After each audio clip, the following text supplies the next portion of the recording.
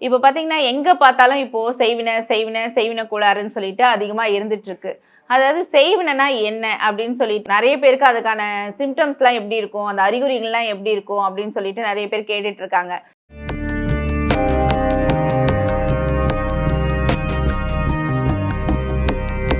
வணக்கம்.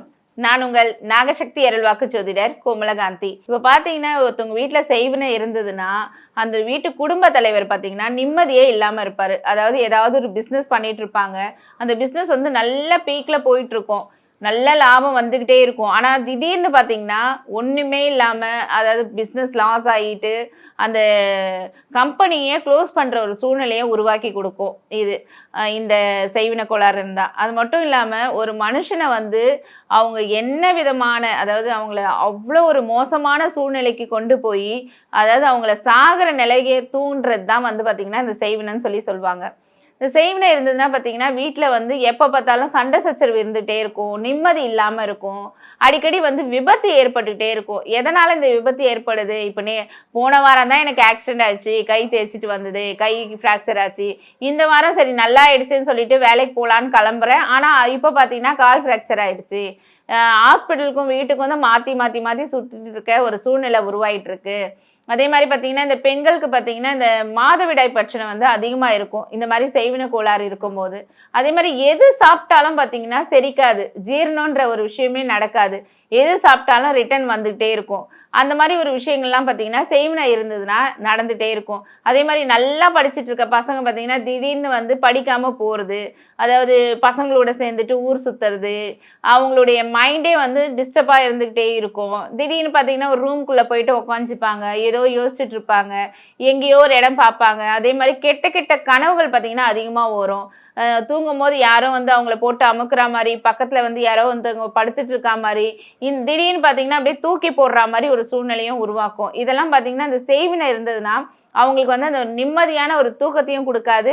நிம்மதியான ஒரு வாழ்க்கையும் குடுக்காது. அதாவது எப்படிப்பட்ட மனிதரையும் பார்த்தீங்கன்னா, ஒரு மோசமான சூழ்நிலைக்கு தள்ளி, அவங்கள வந்து சாகடிச்சுட்டு தான் அடுத்த வேலை பார்க்கும் அப்படின்றது தான் இந்த செய்வினை. செய்வினைனா என்ன? ஏவல்னா என்ன? பில்லி சூனியம்னா என்ன? அதாவது செய்வினைன்னு பார்த்தீங்கன்னா, ஒருத்தவங்களுடைய காலடி மண்ணை எடுத்துட்டு போயிட்டு, அவங்களுக்கு வந்து பிடிக்கல அப்படின்னும்போது, அவங்களுடைய காலடி மண்ணு, அந்த அவங்களுடைய ட்ரெஸ் எடுத்துட்டு போயிட்டு வச்சு, அவங்களுக்கு அவங்க உயிரோடவே இருக்கக்கூடாதுன்னு சொல்லிட்டு, இந்த மாரி ஒரு விஷயங்கள வந்து செஞ்சுர்றாங்க. அதே மாரி இந்த ஏவல்னா என்னன்னா, இந்த இறந்த துர்ராத்மாக்கள், அதாவது இந்த சூசைட் பண்ணிட்டு இறந்துடுறவங்க, இந்த விபத்துல இறக்குறவங்களலாம் பார்த்தீங்கன்னா, ஏவி விட்டு, இப்ப நீ இந்த வீட்டுக்கு போ, அந்த வீட்டுக்கு போயிட்டு அவங்கள வந்து பிரச்சனைக்கு உள்ளாக்கி குடு. அவங்க நிம்மதியா இருக்கக்கூடாது. ஒரு ஹஸ்பண்ட் அண்ட் ஒய்ஃப் வந்தாங்கன்னா, எப்ப பார்த்தாலும் அவங்களுக்குள்ள சண்டைய உருவாக்கி குடு. அதே மாரி அந்த குடும்பத்தில யாருமே நிம்மதி இருக்கக்கூடாது. வீட்டுக்கு வந்தாவே அவங்களுக்கு ஏன் தான் வீட்டுக்கு வரோமோ, வெளியவே இருக்கலாம் போல இருக்கு. அந்த மாரி ஒரு சூழ்நிலைகள் எல்லாம் உருவாக்கி குடுன்னு சொல்லிட்டு அந்த ஏவல ஏவி அனுப்புவாங்க. இந்த மாரி ஏவல ஏவி அனுப்பும்போது பார்த்தீங்கன்னா, அதுக்கு வந்த வேலைய அது கம்பல்சரி செஞ்சுட்டு தான் போகும். அதனால தான் வந்து நெறைய பேர் வந்து பார்த்தீங்கன்னா, சூசைட் பண்ணிட்டு இப்போ நெறைய சூசைட் எங்க பார்த்தாலும் சூசைட் தான். எதனாலன்னு பார்த்தீங்கன்னா, அவங்களுக்கு வந்து அந்த கெட்ட ஆத்மாக்கள ஏவி விடுறதுனால, அதுவும் வந்து அவங்கள இந்த மாரி ஏவல் செஞ்சு, "நீ என் கூட வான்னு" சொல்லிட்டு கூட்டிட்டு போயிடுது. அவங்களுக்குள்ள இருந்து ஒரு உணர்வு பேசிக்கிட்டே இருக்கும். "உனக்காக யாருமே இல்ல. உன்னை யாருமே புரிஞ்சிக்கல. உன்னை வந்து நீ இருக்கிறதே வேஸ்ட்டு. உன்னால எதுவுமே முடியாது." அந்த மாரி ஒரு நெகட்டிவ் தாட்ஸ வந்து அவங்களுக்கு அதிகமா குடுக்கும். இந்த மாரி செய்வினை கோளாறு இருந்ததுன்னா, அவங்களுக்குள்ள ஒரு நிம்மதியான ஒரு சூழ்நிலையவே அது உருவாக்கி குடுக்காது. எப்ப பார்த்தாலும் அது கூட இருந்து, ஏதோ ஒண்ணு பேசிட்டே இருக்கும். சில பேர் சொல்வாங்கல்ல, நான் டிப்ரஷன்ல இருக்கேன். எனக்கு ஒண்ணுமே புரியலன்னும்போது, அது என்ன டிப்ரஷன்னா, அது உள்ள இருந்து பேசிட்டே இருக்கும். "நீ நல்லவன் இல்ல. உனக்கு எதுவுமே யாரும் உனக்காக பாசமா இல்ல. இப்போ பாரு உனக்கு லவ் ஃபெயிலியர் ஆயிடுச்சு. நீ லவ் ஃபெயிலியர் ஆனதுனால செத்துரு." இந்த மாரி ஒரு விஷயங்கள்லாம் அது குடுத்துக்கிட்டே இருக்கும்போது என்ன பண்றாங்கன்னா மக்கள், அது சொல்ற வழிக்கே போயிடுறாங்க. இப்போ போயும் வந்து அவங்களுக்கு நிம்மதி இருக்காது. தெய்வத்துக்கிட்ட போய் சேருவாங்களா? சேரவே மாட்டாங்க. சூசைட் பண்றவங்க எல்லாருமே பார்த்தீங்கன்னா, இந்த மாரி ஒரு கெட்ட ஆத்மாக்களா தான் சுத்திட்டு இருப்பாங்களே தவிர, யாரும் ஒரு நிம்மதியா தெய்வ நிலைய போய் அடைய மாட்டாங்க.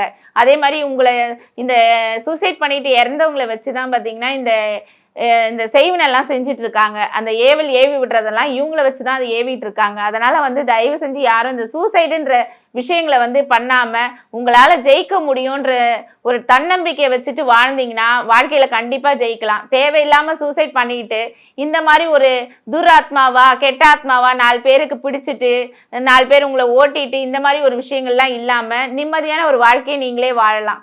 அது மட்டும் இல்லாமல் உங்களுக்கு பிடிக்கலன்னா இந்த செய்வினை ஏவல் பிள்ளின்றதை செய்யாமல் உங்களுக்கு பிடிக்கலையா அவங்கள விட்டு விலகி போயிடுங்க. தேவையில்லாமல் இதெல்லாம் பண்ணும்போது பார்த்தீங்கன்னா இது உங்களுடைய ஜென்ரேஷனே இது பாதிக்கும். இன்னைக்கு உங்களை பாதிக்கலைனாலும் நாளைக்கு உங்களுக்கு வரப்போகிற சந்ததிகளை அது பாதிக்கும். அதனால் அதாவது இப்போ நீங்கள் ஒருத்தவங்களுக்கு செய்வினை செய்கிறீங்க, இப்போல்லாம் பார்த்தீங்கன்னா ஒருத்தவங்களை பிடிக்கலன்னா அவங்கள செய்வினை செஞ்சிடுறாங்க. இப்போ ஒரு சின்ன ஒரு பைக் பிரச்சனை, இப்போ பக்கத்து வீட்டில் ஏதோ பைக் விடுறோம், பக்கத்துலேயே இங்கே ஏன் விடுறேன்னு சொல்லிட்டு அதுக்கு ஒரு செய்வினை செய்கிறாங்களா. இப்போல்லாம் முன்னெல்லாம் வந்து ஒரு அந்த மன்னர்கள்லாம் என்ன பண்ணுவாங்களா, அந்த நாட்டு அரசிகளை வந்து அவங்க பக்கம் இழுக்கிறதுக்காக தான் இந்த செய்வினையை வந்து செய்ய ஆரம்பிச்சாங்க. ஆனால் இப்போ இருக்கிற காலகட்டத்தில் பார்த்தீங்கன்னா சின்ன சின்ன விஷயங்களுக்கெல்லாம் செய்வினை செஞ்சு அந்த குடும்பத்தையே வந்து அழிக்கிற அளவுக்கு போயிடுறாங்க. உங்களுக்கு பிடிக்கலையா அவங்களை விட்டு விலகிடுங்க. தேவையில்லாமல் இந்த ஒரு விஷயங்கள்லாம் செஞ்சு ஏன் அந்த குடும்பத்தை நாசமாக்குறீங்க? இதனால பாதிக்கப்படுறது நாளைக்கு உங்களுடைய சந்ததிகளும் இதனால பாதிக்கப்படுறாங்க. அதனால யாருமே இந்த செய்வினைலாம் செய்யாம பிடிக்கலன்னா பேசாம விலகி இருக்கிறது தான் நல்லது. அதே மாதிரி செய்வினை இருந்ததுன்னா பார்த்தீங்கன்னா வீட்டில் வந்து அடிக்கடி இந்த பால் பொங்கிட்டே இருக்கும். பால் வந்து வைக்கிற பால் பார்த்தீங்கன்னா அது பாட்டு பொங்கிட்டே இருக்கும்.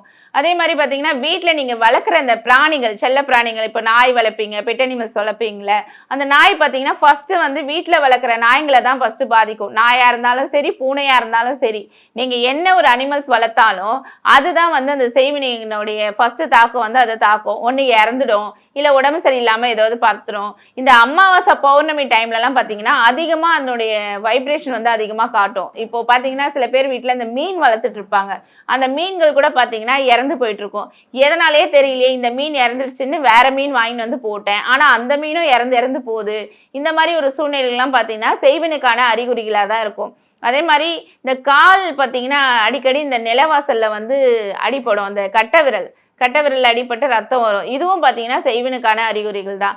எதுவுமே சாப்பாடு எடுத்துக்காது, அடிக்கடி டிசென்ட்ரி ஆகிறது, இந்த மாதிரி ஒரு விஷயங்களும் வந்தீங்கன்னா செய்வினுக்கான அறிகுறிகள் தான். இந்த மாதிரி ஒரு விஷயங்கள்லாம் இருக்கும்போது உங்களுக்கு வந்து இந்த மாதிரி பிரச்சனை தான் இருக்கும் அப்படின்னு நினச்சிருந்தீங்கன்னா நீங்கள் அந்த ஸ்க்ரீனில் தெரிகிற இந்த நம்பருக்கு கால் பண்ணுங்கள். நாங்கள் வந்து இந்த செய்வினை எடுக்கிறது, பேய் ஓட்டுறது, இந்த மாதிரி அமானுஷ்ய விஷயங்கள்லாம் எல்லாமே வந்து கிளியர் பண்ணுறது தான் வந்து எங்கள் நாகாத்தம்மன் கோயில் வச்சுருக்கோம். அந்த நாகாத்தம்மன் கோயிலில் வந்து வரவங்களுக்கு வந்து இந்த மாதிரி பிரச்சனைகளை தீர்த்து வரவங்களுக்கு எல்லாம் நல்லது செஞ்சுட்டு இருக்கோம்.